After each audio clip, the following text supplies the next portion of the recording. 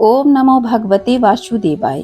दोस्तों, कल के अध्याय में हमने जाना कि किस तरह है जय विजय को वैकुंठ से निष्कासित किया जाता है और मुनियों द्वारा शाप के कारण उन्हें राक्षस योनि प्राप्त होती है। आइए आज की महिमा शुरू करते हैं कि आगे जय विजय को कौन सी योनि प्राप्त होती है और वह किस तरह से अपना आचरण शुरू करते हैं। दोस्तों, आपने चैनल को अभी तक सब्सक्राइब नहीं किया है तो सब्सक्राइब अवश्य कर लें ताकि सनातन का ज्ञान घर घर पहुंच सके। कमेंट में जय श्री नारायण अवश्य लिखिएगा। चलिए दोस्तों, शुरू करते हैं श्रीमद् भागवत का ये पावन महात्म्य।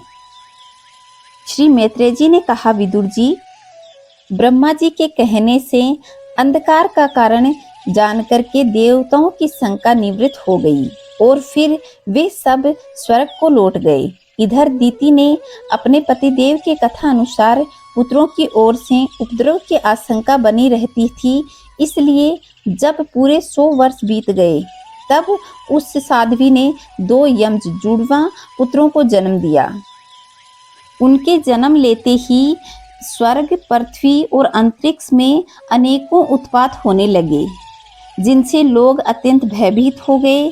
जहां तहां पृथ्वी और पर्वत कांपने लगे, सब दिशाओं में दाह होने लगा, जगह जगह उल्कापात होने लगे, बिजलियां गिरने लगी और आकाश में अनिष्ट सूचक धूमकेतु, उछल तारे दिखाई देने लगे। बार बार साएं साएं करती और बड़े बड़े वृक्षों को उखाड़ती हुई बड़ी विकट और असहाय वायु चलने लगी। उस समय आंधी उनकी सेना और उमड़ती हुई धूल ध्वजा के समान जान पड़ती थी। बिजली जोर जोर से चमककर मानो खिलखिला कर कह रही हो कि अनिष्ट होने वाला है। घटाओं ने ऐसा सघन रूप धारण किया कि सूर्य, चंद्र और ग्रह तो लुप्त ही हो जाने से आकाश में गहरा अंधकार छा गया।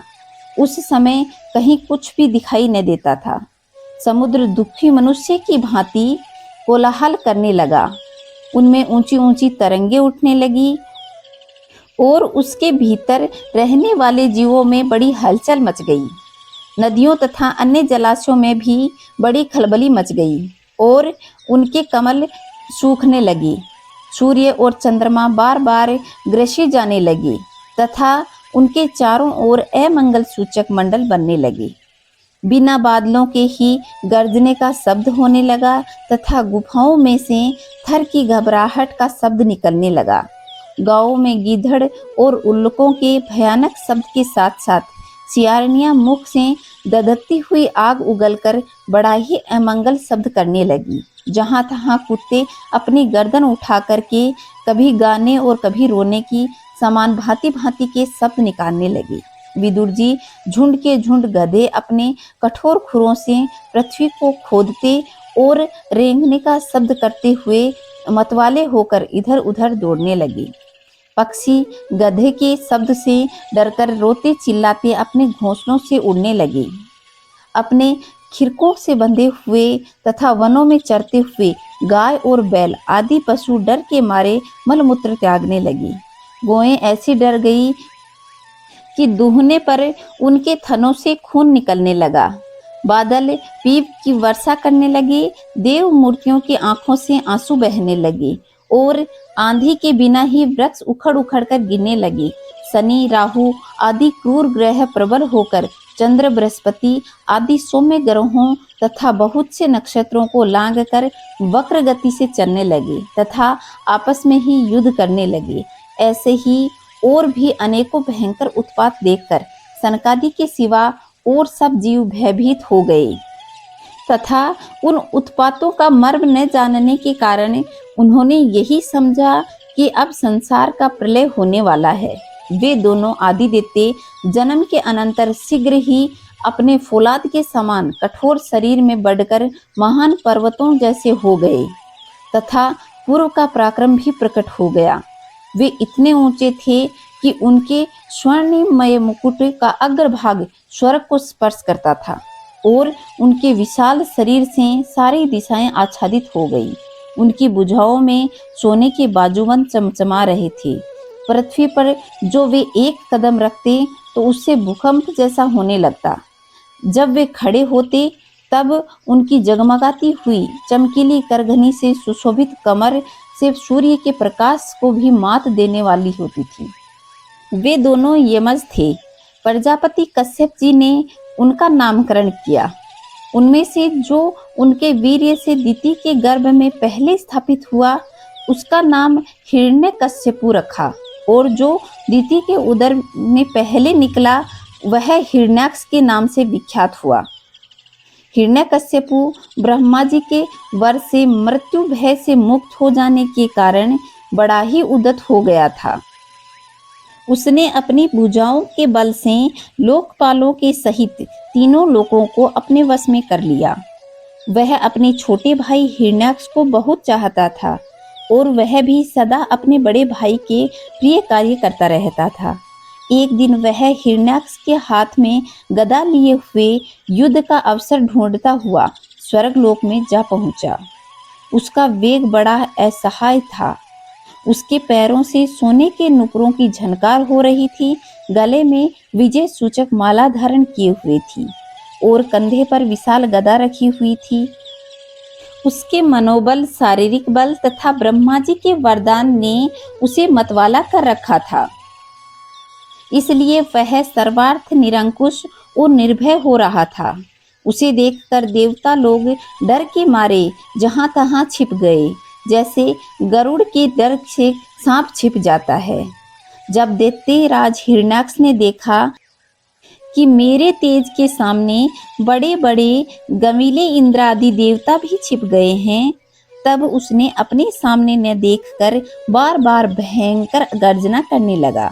फिर वह महाबली दैत्य वहां से लौटकर जल क्रीड़ा करने के लिए मतवाले हाथी के समान गहरे समुद्र में घुस गया, जिसके लहरों की बड़ी भयंकर गर्जना हो रही थी। जो ही उसने समुद्र में पैर रखा कि डर के मारे वरुण देव के जलचर जीव उससे डरकर इधर उधर भागने लगे और जहां तहां जाकर के छिपने लगे। महाबली हिरण्याक्ष अनेक वर्ष तक समुद्र में ही घूमता रहा। किसी को न पाकर बार बार वायु वेग से उठती हुई उसकी प्रचंड तरंगों पर ही अपने लोहमय गदा को आजमाता रहा। इस प्रकार घूमते घूमते वह वरुण की राजधानी विभावरीपुरी में जा पहुंचा। वहां पाताल लोक के स्वामी, जलचरों के अधिपति वरुण जी को देखकर उसने हंसी उड़ाते हुए नीच मनुष्य की भांति प्रणाम किया और मुस्कुराते हुए व्यंग्य से कहा, महाराज मुझे युद्ध की भिक्षा दीजिए। प्रभो, आप तो लोकपाल, राजा और बड़े शक्तिशाली हैं। जो लोग अपने को बांका वीर समझते हैं, उनके वीर्य दम को मैं इस प्रकार चूर्ण कर देता हूँ। और पहले एक बार आपने संसार के समस्त दैत्य दानवों को जीतकर राजसू यज्ञ भी किया था। उस मनोन्नत शत्रु को इस प्रकार बहुत उपहास करने पर भगवान वरुण देव को क्रोध तो बहुत आया, किंतु अपने बुद्धि बल से उसे पी लिया और बदले में उसे कहने लगे, भाई हमें तो अब युद्ध आदि का कोई चाव न रहा। भगवान पुराण पुरुष के सिवा हमें और कोई दिखाई भी नहीं देता जो तुम जैसे रणकुशल वीर के साथ युद्ध करके उसे संतुष्ट कर सके। दैत्यराज, तुम उन्हीं के पास जाओ, वे ही तुम्हारी कामना पूरी करेंगे। तुम जैसे वीर उन्हीं का गुणगान किया करते हैं।